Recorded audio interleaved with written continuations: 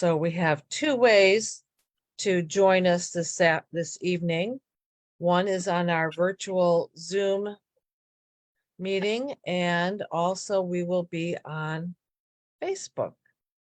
And so it's usually like a shorter delay on Facebook. And our Vice President, Matt Kawasinski, usually monitors that for us. So if we do have any questions as we go along, people can put it in the chat, or they can write it in as a message or comment on Facebook. So greetings, everybody. Happy summer birding. And somebody told me that today is National Nonprofit Day.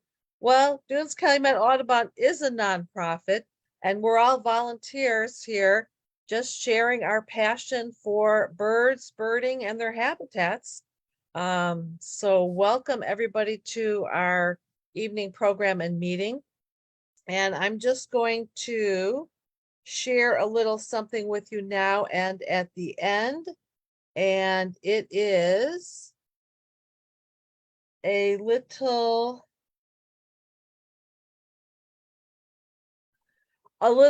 reminder of what's coming up for Dunes-Calumet. We have our upcoming bird walks. This Saturday is our monthly bird walk at 9 a.m. We're meeting at the Indiana Welcome Center, and I believe that's over there on Kennedy. Register via Eventbrite, and that link is on our website. And Julie Bonema, one of our board members, will be taking you out to find shorebirds in Lake County. What a perfect thing. So after you get this information from Dennis tonight, you can go out and practice it.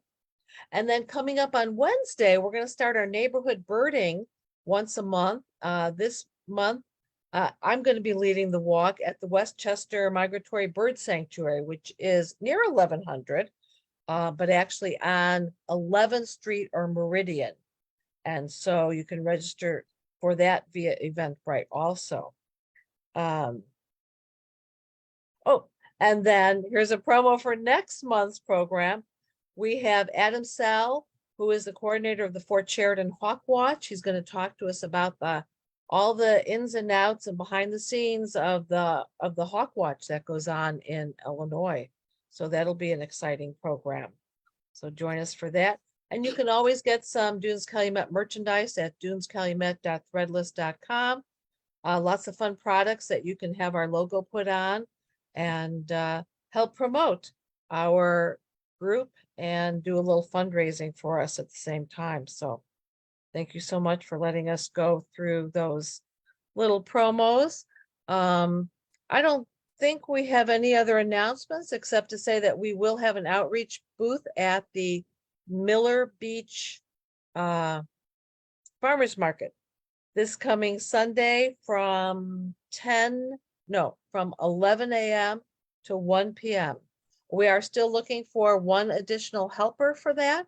So if you can join Dan Baraball, our outreach coordinator, send us an email and that would be very helpful.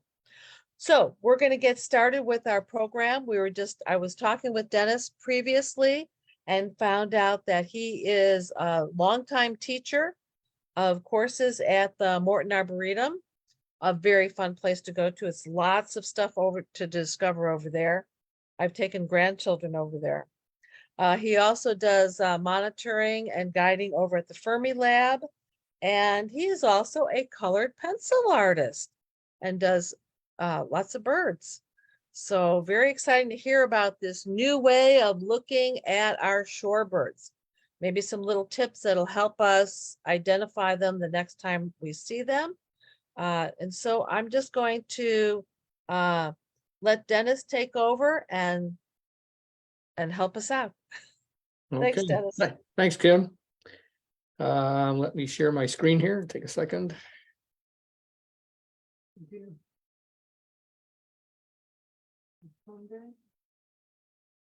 So yeah, I'm actually a member of the DuPage Birding Club, and I've been a member of that club since its conception back in 1985. And it's a really great club. It's evolved into many different things. And one of the things that we really focused on during COVID was we wanted to put together a library of tutorials. And so I do have several Shorebird tutorials out in that library. And in fact, I have probably over 60 recordings in that library, in addition to I have a friend of mine that does a lot of tutorials on bird vocalizations, and then we record all of our bird club meetings there as well. So that's open to anybody that can find it. And there's really a lot of great information in there. So I would recommend that you go looking for that library and see what else is hiding in there. But we'll cover the shorebirds today. Just a little bit more about myself, and that's that I pay attention to plumage detail in the extreme, partly because of the bird art that I do. And the other side of that is that I have a severe hearing loss. And so in order to compensate for that, I've been doing the bird drawings to help remember key field marks and things like that. And over the course of time, I really learned a lot about the structure of feather tracts on birds. And so that became a huge focus of mine. And in all of my classes that I teach at the Arboretum, my bird-related classes, I really focus on those feather tracts and creating the foundations that you can use for identifying birds, and no matter where you are, as long as you can learn how to use this template, you can find birds anywhere in the world and utilize it to help your identifications.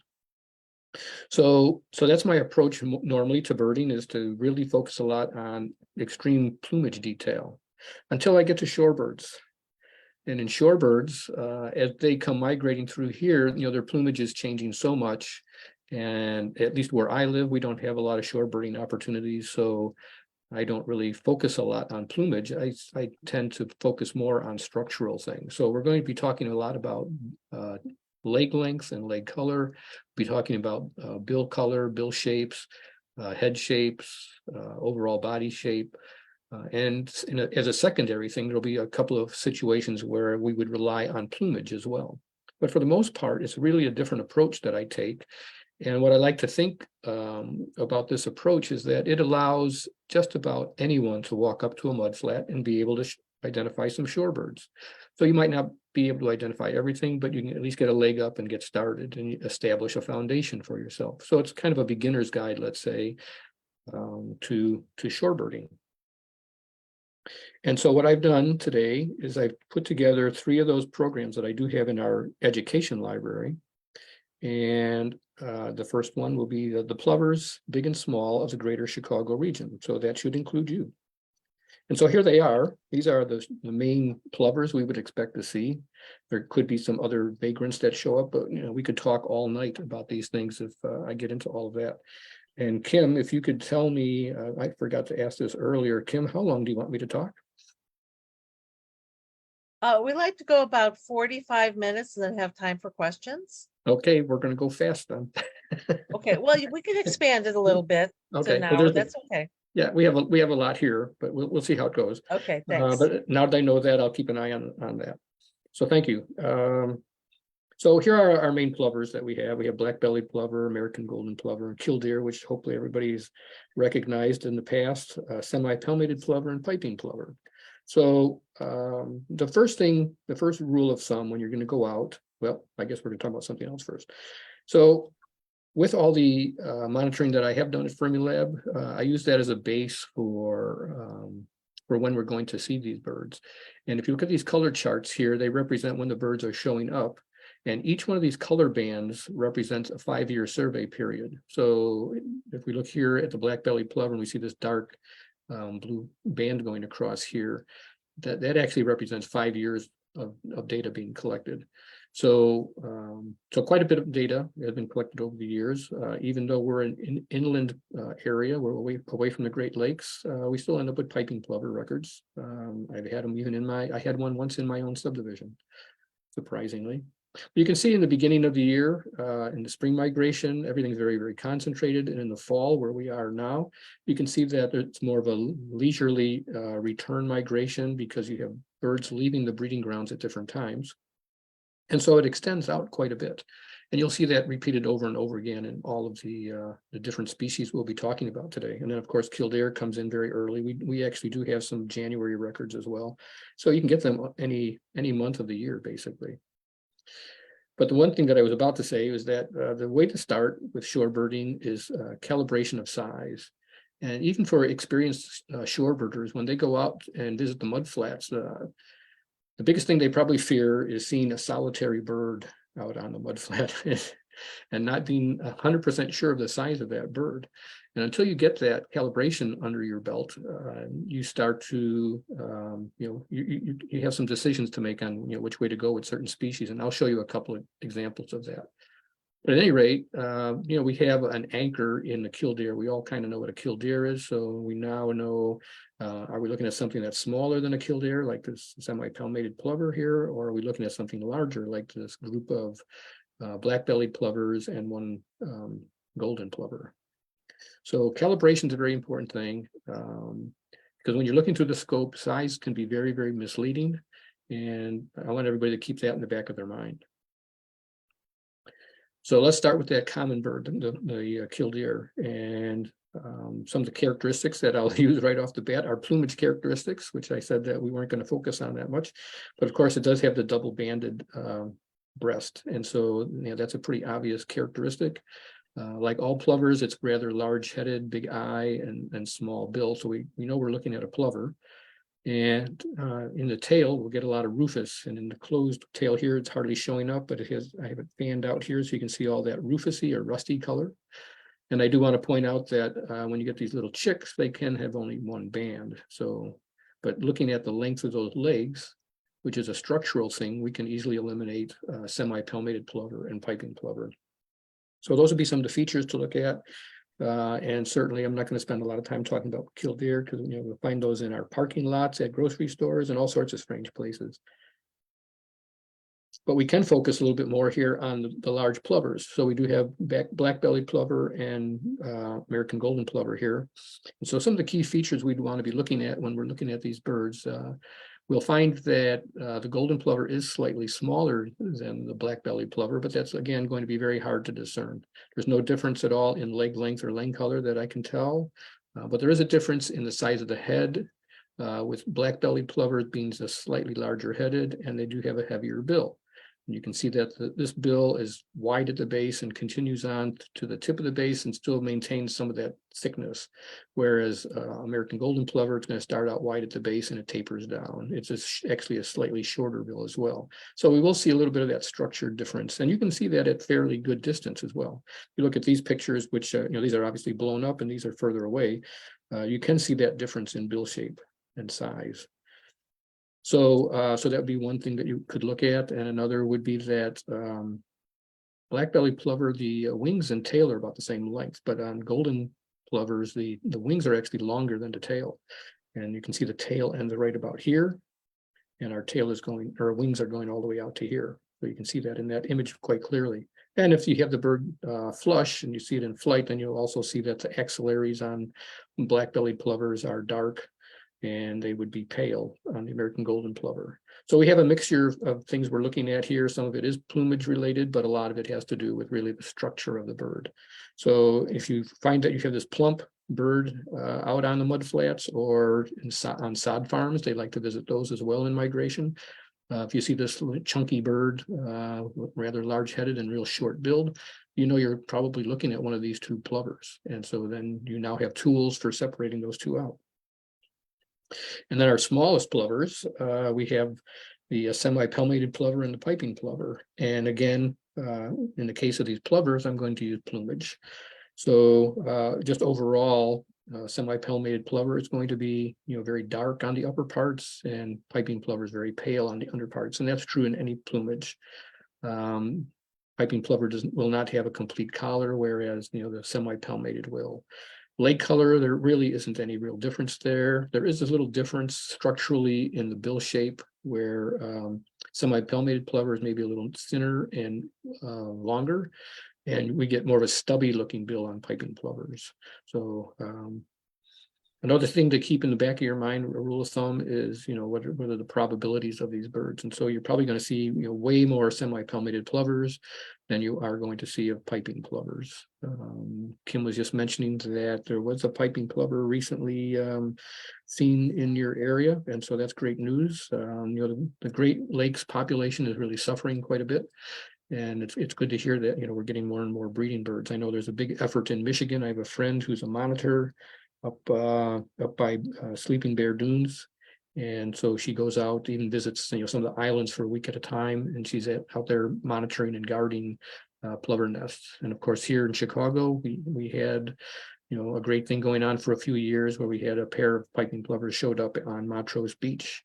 And that was a wonderful thing. We had Monty and Rose, and they produced several offspring. In fact, as far as I know, one of them grew up to be, a parent in Michigan. So that's pretty cool.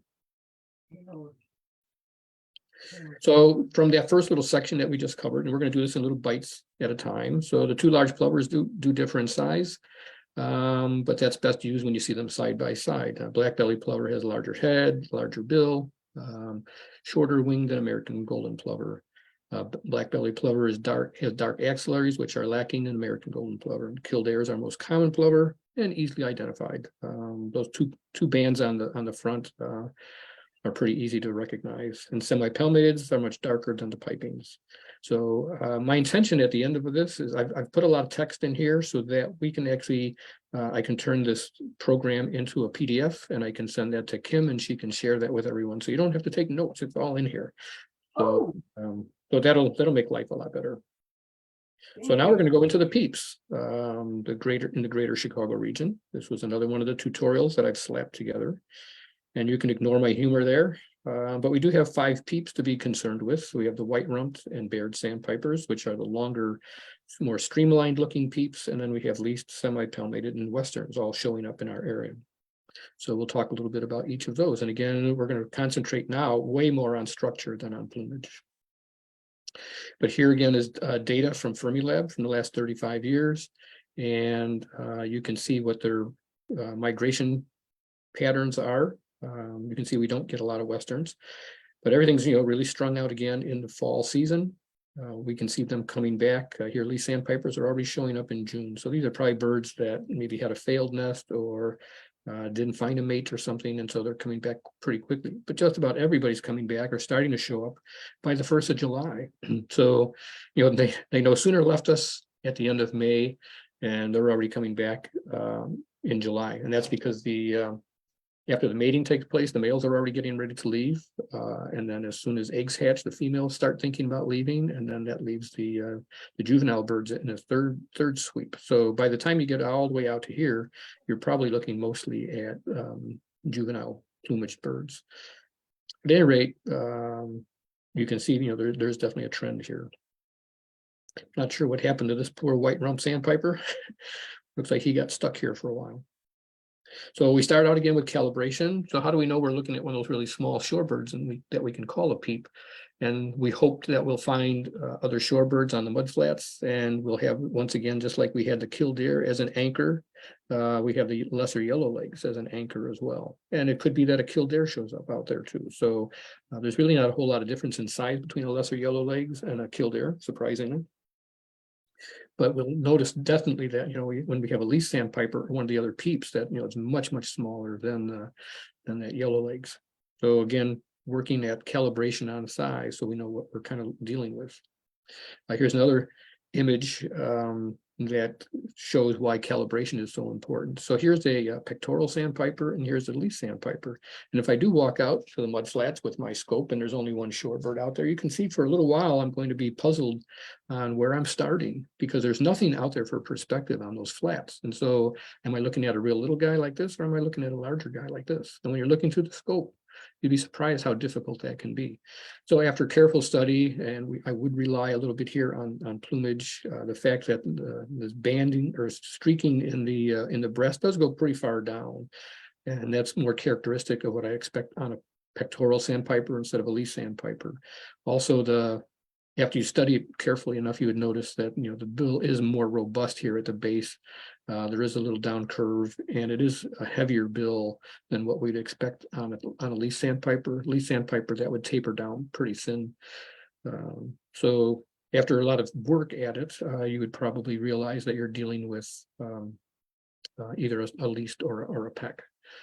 So also would point out that the wings are actually a little longer on a pectoral sandpiper, longer than the tail, whereas they should be equidistant on that leaf sandpiper. So here again, we've got a mixture of birds. We have leaf sandpipers. There's one here and one here. And one here, and then we have one Baird sandpiper. So this gives you a perspective on just the difference in the overall structure of these birds, with the Bairds and the white rump sandpipers being more longish looking, and they tend to stay more horizontal, although when they're feeding, at least they're going to look horizontal as well. Longer billed birds in proportion to the size of the head, and this bird would look actually slightly longer legged if it wasn't in water. But we sometimes get them in water, so we can't necessarily use that. We would know that it's a Baird's or white rump by the fact that it does have long wings that extend beyond the tail. Again, leaf sandpiper tail and wing length are about the same. So if we were looking at this flock of birds out on the mudflats with a careful eye, we would probably figure out that we do in fact have a Baird's or white rump mixed in with our smaller peeps. So here's the long wing duo. These are the two that are going to be longer winged in plumage, and you can see in both cases this is white rumped, and you can see the wings do go out beyond the tail. Likewise on this Baird's, you're seeing that as well. But we'll find that our white rumps and our Baird's are both longer billed than a leaf sandpiper at any rate. Western would be the only one that would probably contend with having a longish bill, and we'll get to that in a minute. So there is a little slight difference in bill structure on these birds. You can see that they're both thick at the base, and they do carry that thickness somewhat out to the tip. But on a white rump sandpiper, you're going to have a very little decurvature in the bill out towards the tip, where Baird's is going to be straighter. There should also be a steeper slope to the Baird sandpiper's face where it meets the bill, and you can look for that as well. But that's pretty tough to come up with. So as I mentioned, these two birds would probably be a little longer legged than our other peeps. What would give us the biggest sell-off as far as knowing that we're dealing with one of the longer guys is that wing and tail length. So you'd have to really look for that. And that's not always easy to see. It doesn't just pop right out at you. So you have to watch the birds for a while, and you have to make sure that you're seeing them in different positions before you can really make that determination. If you're lucky enough and your white rump sandpiper does flush, then you'll actually see that it does have a white rump. And there's white on the rump of a Baird sandpiper too, but it'll be black running down the center here. So I don't have an image of that bird in flight, but you would be able to make that difference. So once again, every now and then plumage sneaks in here into my discussion, but a lot of it is based on structure. So then we have the more likely ones. We have our leaf sandpiper and semi-palmated sandpiper. And so out of those peeps that do show up, we're going to see lots of these birds coming through. I see a lot more leafs than I see semi-palmateds, but you do see them in mixed flocks. And just in a general observation, it seems to me that the leaves, especially coming through here now in the fall, they tend to look a little browner, and semi-palmateds tend to look a little grayer. And of course, these two birds are in two different plumages. This is very worn plumage here. This is fresher plumage, but that coloration still holds true, no matter what the plumage age of the plumage is. So some of the structural things we'd be looking for on these two birds would be the leg color, which on leaf sandpiper, that should be yellowish, but it can be very deceiving depending on if it's at high noon. These legs are in shadow underneath the body, and they'll tend to look darker. Or if they've been in muddy mud flats, they can also be soiled, and so you'll have to look hard sometimes to see if that's really yellow or not. But the reason you'd be looking to convince yourself that it's yellow is because you'd also be looking at the bill shape, and you can see it starts out wide at the base and then really tapers down quite a bit, and there would be an ever so slight droop at the end of the bill. Whereas with semi-palmated sandpiper, it's very thick at the base, and that thickness continues on all the way out to the tip. And this bill tends to, I don't know if it's because it's chunkier looking, it tends to look shorter to me when I see them. And of course, black legs. So we have several structural things here that would help us in separating these two birds out. The tricky guy, and it's the one we don't see very often, so we don't have a lot of experience with it, and that would be the Western sandpiper. And here we have an image that has both semi-palmated in the front and Western in the back. So you can see they both start out with very thick base. This continues on to, still fairly thick by the time it gets to the end. It's a short bill and it's rather straight, whereas Western sandpiper, you can see that it does taper a little bit. It does have a slight droop, but it's certainly longer, fairly longer than what you would expect on a semi-palmated. The problem is there is a little bit of variability in that, and so you have to be aware of the fact that you could have a short-billed Western out there. So that becomes a real problem. One of the things that we would look for, and I don't see it in any of these birds that I have that I'm using for this discussion, but you'll get if there could be an overlay or a little leftover plumage from the breeding season, and you'll see these little streaks or chevrons running down the flank on Western sandpipers. It's not always present, obviously, because they're not in these photos, but I can go back to, we have this, I forgot to talk about this also with the white rump sandpiper, and Baird's is always going to be fairly clean here, and Western or white rump sandpiper will show a little flecks going down the flanks. You can have something very similar to that on that Western sandpiper as well. But again, really thick bill at the base, really thick at the end here as well, with a droop, black legs. So reminiscent of a Dunlin. But Dunlins are going to look much longer legged, and that bill certainly is longer. But again, without any kind of calibration, you could have some difficulty there. So hopefully there are at least some other peeps running around that would give you an indication that you're dealing with a Dunlin, because it's probably a couple inches larger than what we would expect out of a semi-palmated or a least sandpiper. So keep those features in mind when looking at peeps. Structurally, Bairds and white rumps are very, very similar. They do both have wings that extend beyond the tail, which separates them from the other peeps.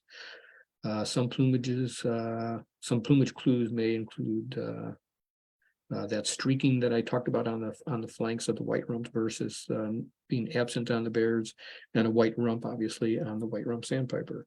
Least sandpiper is our only small peep with yellowish legs. Semi-palmateds and Western both have black legs. Which means then we'll have to look at the bill for separation on those two. And remember that Dunlin can look similar to a Western. So now, just when you thought we were getting close to the end, we've got yellow legs and similar looking waders of the greater Chicago region. This is tutorial number 3. And so here we have included in this group, we're going to talk about greater yellow legs, lesser yellow legs, stilt sandpiper, and ruff. And surprisingly, we do get ruffs showing up around here. So pretty straightforward. We'll get into this next. Once again, here I have my chart. We don't have any records of ruff at Fermilab, so I don't have a graph for that one. The closest that we've come to having a ruff on Fermilab property is about 200 yards. So it was close, but no cigar. So once again, you see that same pattern of, abbreviated migration window in the spring, but then very extended in the fall. You'll notice we don't get a lot of stilt sandpipers in the springtime, so most of our records are going to come from the fall. And I failed, I think, to mention that on Baird sandpiper, you'll see that same kind of pattern because their migrations corridors are different between spring and fall. So you'll have an absence of some species of shorebirds in the spring that will be abundant in the fall. So here's our 2 yellow legs. We have lesser and greater yellow legs. And the first feature that I look at when I decide that I'm looking at a yellow legs, and obviously I've seen some yellow legs to tell me that that's the case, is the length of the bill. And I try to determine that length of the bill by how the length of the bill compares to the length of the head. So if we look at the base of the bill and kind of in a mental measurement of how long that bill is, and then go backwards from that same point and go back to the back of the head, those are going to be almost equal distant on a lesser yellow legs. Now on a greater yellow legs, we go from the base of the bill out to the tip, and then from the base of the bill to the back of the head. This should be at least 1.5 times larger, and sometimes it's 2 times longer than what the size of the head is. And so this is kind of a borderline bird. And typically, if you have to really struggle to make bird into a greater yellow legs, it's probably a lesser yellow legs. But this particular photograph was tagged as a greater yellow legs, and I'm going to believe the photographer on that. I would expect that the joints here would look maybe a little more robust on a greater yellow legs. I think we'll see some examples of that in a second. But we're going to, for the sake of our discussion and the exercise of how to go about separating the two, we'll consider this a greater yellow legs.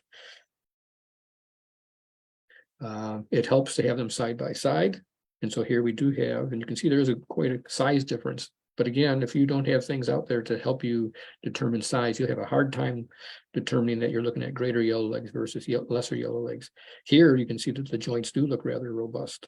And you can definitely see that this bill is about 2 times the length.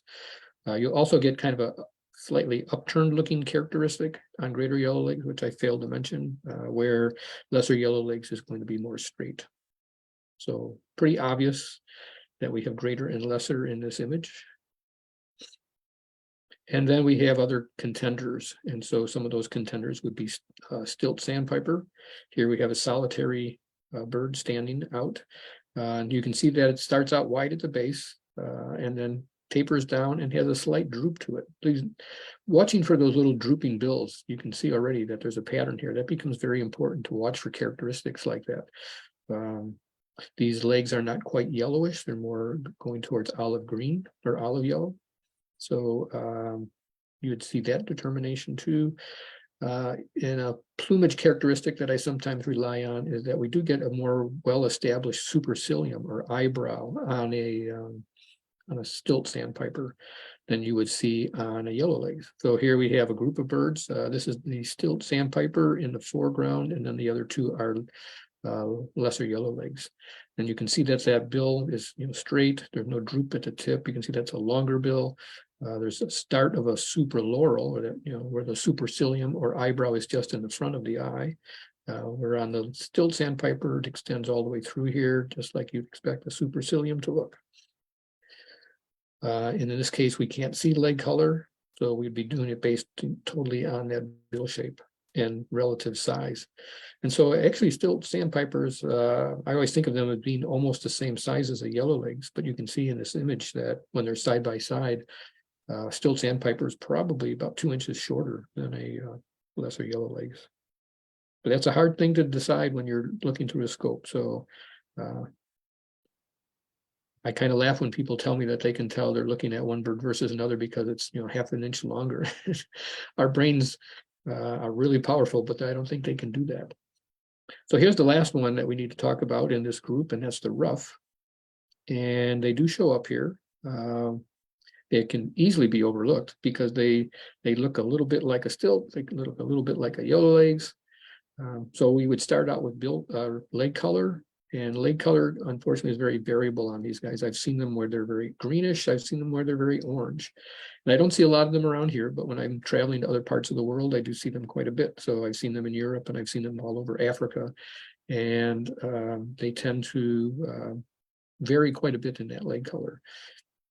But it's a big, bulky looking bird compared to our other shorebirds. It looks shorter necked, it has a bigger head, and it has a big, heavy bill. Not a long bill, but it's a very heavy bill. You can see that represented right here. So when you see that, you right away can eliminate yellow legs, and it wouldn't take much to eliminate the stilt sandpiper as well. So another feature or characteristic of this bird is that they seem to be loosely feathered on the upper parts. So if there's even a slightest of breeze, you'll see the mantle feathers or the tertials starting to lift up a bit, and they kind of are elongated, and they'll kind of curl up in a slight breeze. So you can watch for that.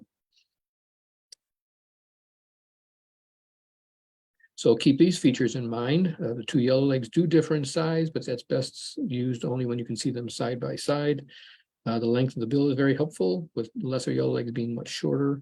Thickness of the legs, particularly at the joint, can be helpful, greater legs being more substantial. Stilt sandpiper's bill is heavier at the base and has a definite droop at the tip. The leg color will be more of a greenish yellow.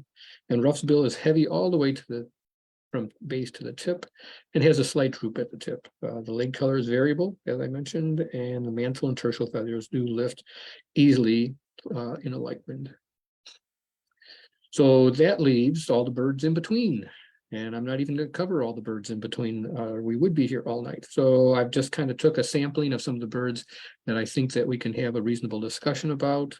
And these are probably some of the more common birds you're going to run into. So this would be the mid-sized sandpipers of our region. And so as always, the first step is calibrating size. So here we were lucky enough to have a lesser yellow legs out here in this mud flat along with a solitary sandpiper. And just I grabbed these numbers out of Sibley, but again, when you're looking at flats, it's really hard to determine actual sizes. So a lesser yellow legs is about 10.5 inches long. Our solitary, which is this one here, is about 8.5 inches long. So there is a 2-inch difference, and you should be able to note that. What you wouldn't notice is a difference between solitary sandpiper and buff-breasted sandpiper. That's, you know, 1/4 inch. Even spotted sandpiper, starts to become a little bit difficult to tell the difference between 7.5 and 8.5 when you're looking out on those flats. But for the sake of all of our discussions from this point in this middle-sized group, we know that they're all going to be smaller than that lesser yellow legs. The closest one would be Wilson's phalarope. Otherwise, everything is going to be probably recognizable as being a bit smaller. And again, we have all sorts of charts from Fermilab from the last 35 years. And you can see we don't get any, we at least don't have any records of buff-breasted sandpipers in the springtime. They're all in the fall. Solitary sandpiper, which is probably one of our more common sandpipers that we see in migration, because you can see them in multiple habitats. You can see they have a long window in the back, typical window in the front. Spotted sandpiper is a breeder, and surprisingly, we've had them all the way out into November, so that's kind of unusual. It's kind of an outlier. Dunlin, we do get them both spring and fall, reasonable numbers. Same with pectoral sandpipers. They're one of the earliest shorebirds coming in would be the pecks. This was an exceptional year, or somewhere in those 5 years. We had them all the way near the beginning of March, but it's not surprising because you can see these other years we had birds showing up in March as well. So they'll be coming in March, all through April and into May. In Wilson's phalarope, we don't have a ton of records for Fermilab, but we do have records of that species, as well as northern phalarope and red phalarope. We've had all 3 phalaropes out there. So let's start with the breeder. This is spotted sandpiper, and it has, for its body size, I think it has rather short legs. And you can see that there is some variability in the leg color here. These tend to look a little bit more pinkish here, and these are leaning a little bit towards olivey yellow. I'm going to get a little sip of water. Bill size. You can see the bill's a little bit longer than the head, and you can see that the base of the bill is very, very wide, and it does taper down some. And in these photos, it doesn't really look like there's much of a droop. I think there's a very slight droop on this bird. And you will get a difference in coloration on the birds too in the breeding season, and that could carry over somewhat into the fall migration. That you'll have the base of the bill will be a little paler in color. Here it looks a little bit orangish. This bird behaviorally likes to bob its tail a real lot, so you'll notice that right away when it's foraging. And one of the other things that I would look for that is a plumage characteristic is the fact that no matter whether it's in breeding plumage or not, you're always going to have this little white wedge that comes up at the front of or at the bend of the wing. So you'll always see that right there, and you see that in the breeding plumage as well. So that's something that's very easy to look for. The other thing that if you do see a bird just flying off from the flats and moving downstream or upstream or whatever, when these birds fly, they have a very distinctive flight pattern that's easy to pick up on. They seem to not bring their wings up above horizontal, and they seem to be batting at the wind or the air as they're flying. So it's more of a fluttering kind of a flight. And that's very, very noticeable. So you can watch for that on Saturday. Yeah, Saturday, I think you guys are going out. So here's buff-breasted sandpiper, probably one of my favorites. It has a very, very short bill, large-headed. This almost makes you think plover when you see this bird, right? but we don't have any plovers that are all buffy like that. The coloration is kind of washed out here, but it still have a buff tinge to it. Very, very plain face, more plain than the large plovers that we have. And so you end up with this big eyeball that just really sticks out in that very, very plain face. Very short, straight bill, and it's going to have kind of an olive greenish leg color. Something that's kind of neat about this bird and makes it look pretty snazzy is the fact that in pretty much all plumages that I've seen them in, you will see that all of the feathers on the back, in the all the coverts here, even going into the tertials, you can see how broadly edged or smartly edged they are in white or pale gray. And so that gives this bird's back a real scalloped look. And you'll get some juvenile birds of other species that will have a characteristic that looks like that. But this is very, very uniform going all the way through the bird. And you tie that in with the fact that it does have this really short bill, big for the size of the head. And I think you can easily convince yourself that you're looking at a buff-breasted sandpiper. This bird tends to forage just behaviorally. I'll give you a couple little tips. It tends to not really be at the edge of the water that much, like most of our other shorebirds. If there's vegetation off of the edge, you're more likely to see them popping out of that. Not that they won't go to the water's edge, but they do like to be where there's some vegetation more. And this is a bird that you would also find out on those sod farms along with the large plovers. So keep all that in mind. Then here's our solitary sandpiper. Some of the structural characteristics that I'd be looking for on this bird is that it does have a very straight, thin bill, and it does have these greenish legs.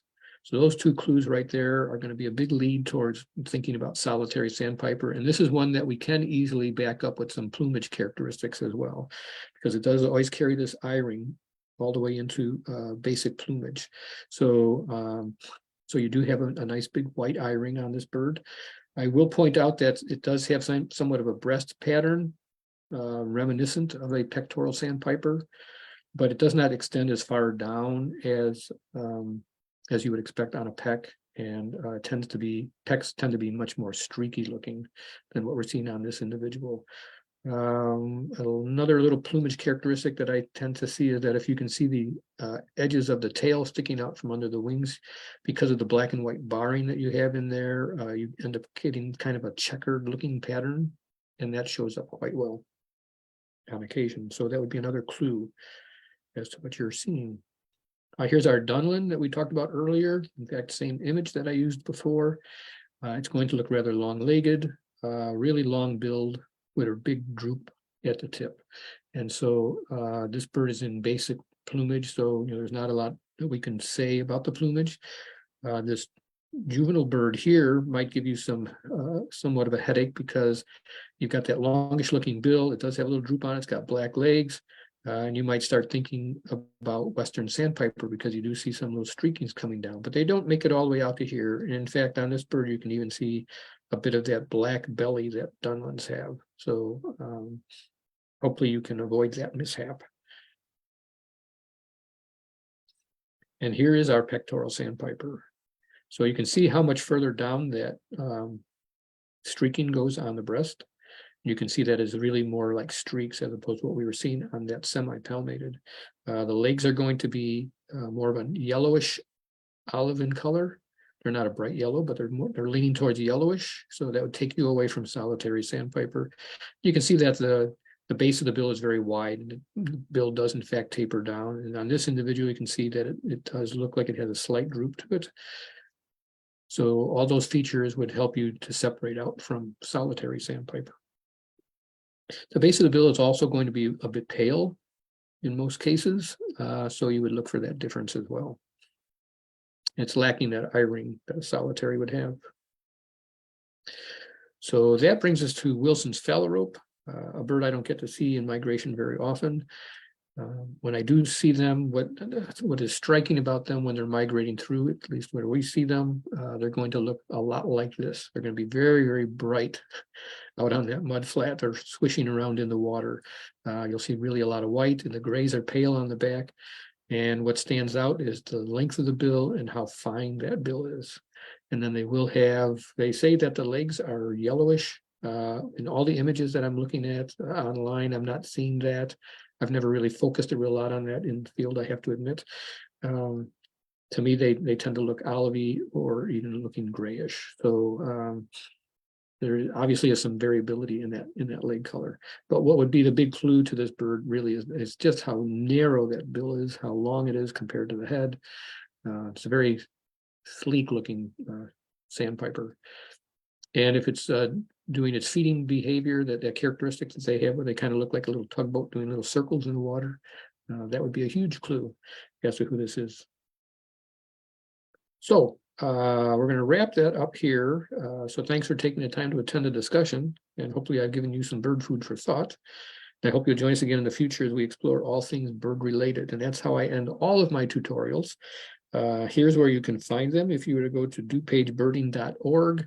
And if you sift through, you might find your way to where the education library is. My advice would be to just Google YouTube and my name, and you'll probably find them a lot faster that way. So you can give it a try either way. But there is an extensive library there. I highly recommend that you utilize it. And I hope that our discussion on just basic structural features will give you kind of a leg up on some of those shorebirds that you're looking at this weekend. It's very effective, I think. And rather than try to drive all those plumage variations through your head, especially for a beginning shorebirder, I think this is a much better way to go. So I certainly would be open to questions at this point. We're going to stop the share, and there we all are again. Thank you. Thank you so much, Dennis. Yeah, there's always a lot to think about when we're trying to compare birds. And I think that your point is well taken about when you see a single bird, how to decide its overall size. And I think comparing it to the killdeer that we're kind of familiar with and trying to go from there is really a good tip. Yeah, we're just very lucky that killdeer are around a lot, and so are lesser Yeah. young. So Yeah. if we use those as our foundation for that that size calibration, then yeah, it should work out pretty well. So it doesn't always, Right. but it gives you a start. It gives you a starting point. So Yes. So feel free to put your question in the chat so that we can relay that to Dennis, and Matt will be monitoring any questions that come through our Facebook live streaming. We do have some folks who are saying thank you yeah, for great. all the information that you've given. Definitely looking at I think a good thing is that bill shape and size. I think that's something that I tend to forget when I'm out there looking, along the lakeshore, wondering what a shorebird could be. But definitely that bill shape and size.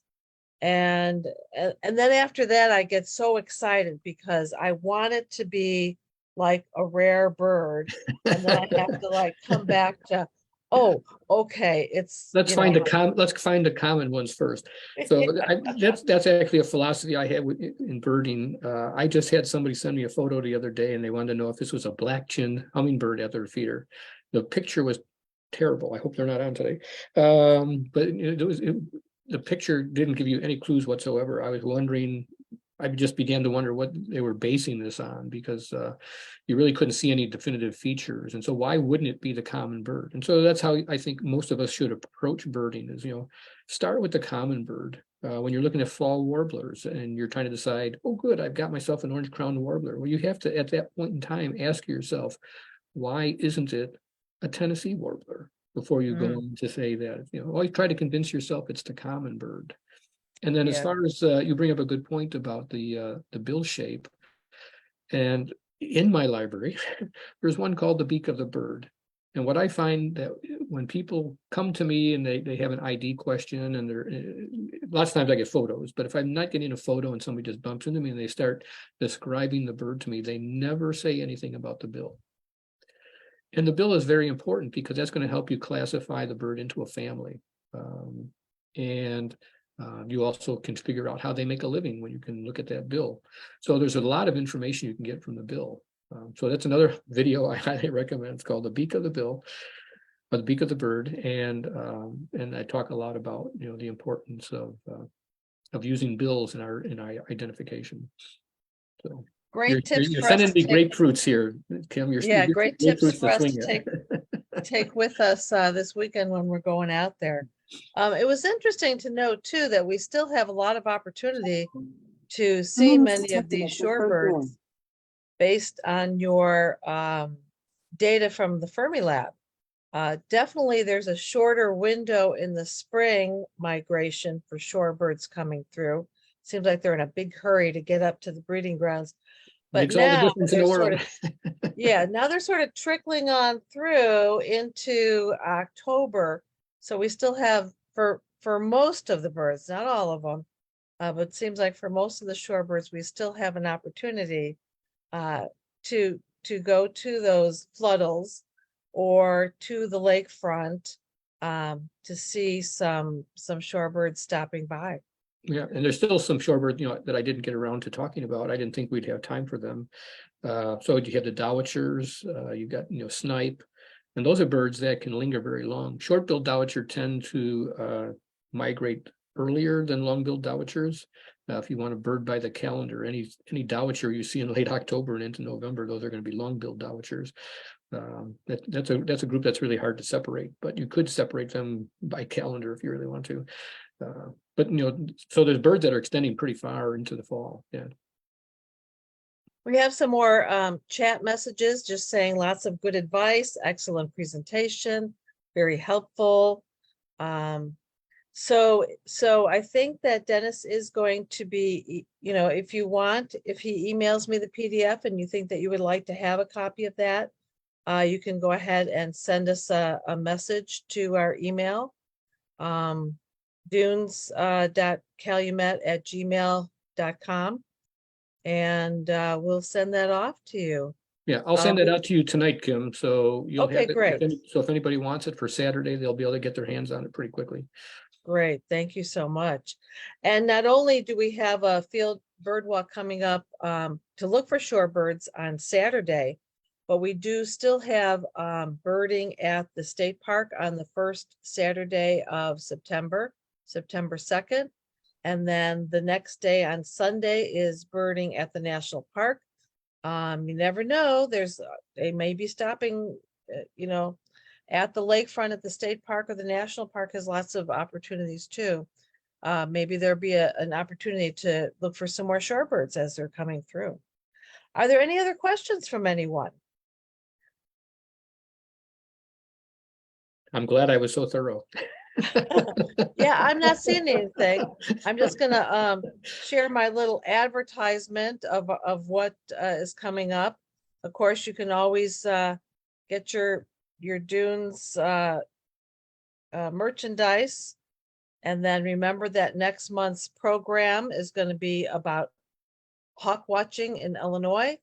And here's just a reminder of our 2 bird walks that are coming up this month, this Saturday and on Wednesday, next Wednesday. So again, all of those things are on Eventbrite. And if you have any other questions, you can always drop us an email or go on our Facebook page and send us your questions. So I think everybody's ready to go home. And I mean, not go home, you're already home. That's the beauty of Zoom, right? We're going to study now. We're going to look at our bird books and study up on our shorebirds.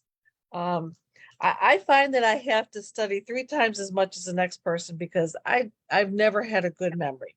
Even as a kid, I had to study extra hard, more than my siblings and my friends to remember things. So that's what I plan on doing is I'm going to look at my Sibley guide and look at those pictures of shorebirds and get ready for some IDing. Yeah, that's the time to do it for all of your birding, really, is to get out there, before you go out there, to look in your field guide, know what your possibilities are, and know how to separate species before you go out in the field. The time to when you do run into that Tennessee warbler and you don't, versus an orange crowned warbler, and you don't know what's the first thing you should look for to separate the two. That's something you should have figured out before you got out there. So yeah, looking in the field guide is a great way to start your birding experiences. I'm a teacher at heart. I can't help it.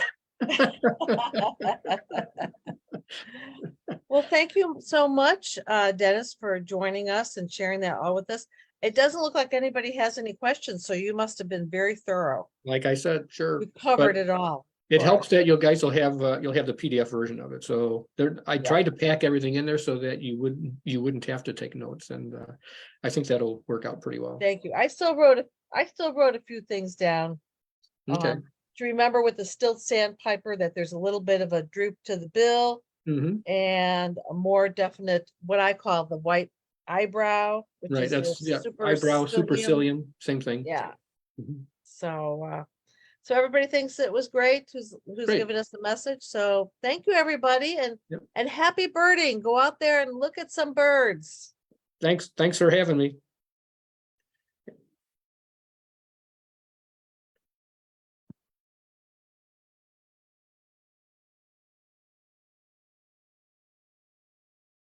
Okay.